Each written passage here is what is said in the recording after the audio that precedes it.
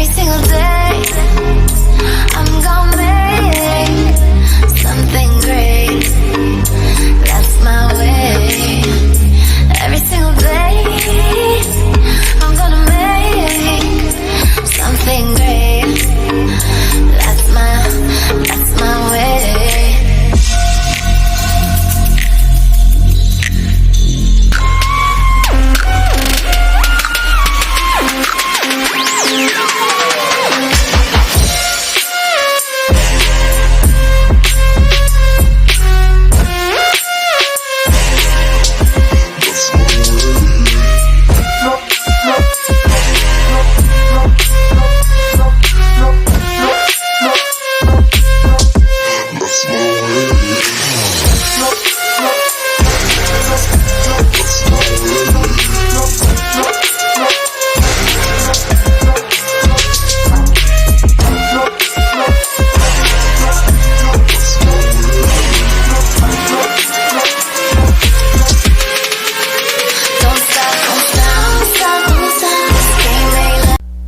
What up, guys? Your girl Talkaboutitakinah, and I am always ready to talk about it.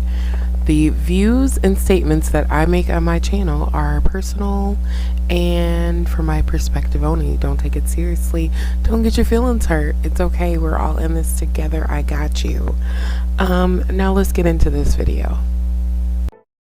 How many of you in the school this year, you have either, you've heard, you've seen, but somebody in this school, not you, but you have seen or heard a classmate talking about or entertaining the idea, and I need you to be honest. How many of you in this school this year, you have heard one of your classmates talking about or pondering the idea of maybe committing suicide and ending your life? Raise your hand. Hold those hands high. Hold them high. Because every one of those hands right now represents a heartbeat in this school. Every one of your hands represents a young man and a young lady in here that has been contemplating maybe giving up's an option. Maybe they feel like life's just too difficult and too tough, and they feel alone and they feel isolated, and they've seen it on social media and they've seen it on TV, and they've got the idea that maybe I should just end my life. And I see tears and I see the emotions because I know it's real. And I want all of you that pick on kids and how you treat people and how you are tearing people down, you need to realize how you are treating us is causing some of us to think that possibly ending our life is a solution. Your words hurt us. And you know what the truth is? A lot of you wear masks and you treat people a certain way. But the truth is you hide behind your mask because you probably have battled suicidal thoughts yourself. And so you mask it and you act like your skin's thick. But really on the inside, there's times you feel alone and feel abandoned. And I hear the tears, man. All of you listen to me, young men and young lady that's in this school right now. Any of you that have been contemplating and you've actually thought about maybe I should just end my life, I would be the very first one to look at you face to face and tell you very boldly but very matter-of-factly, don't you dare die.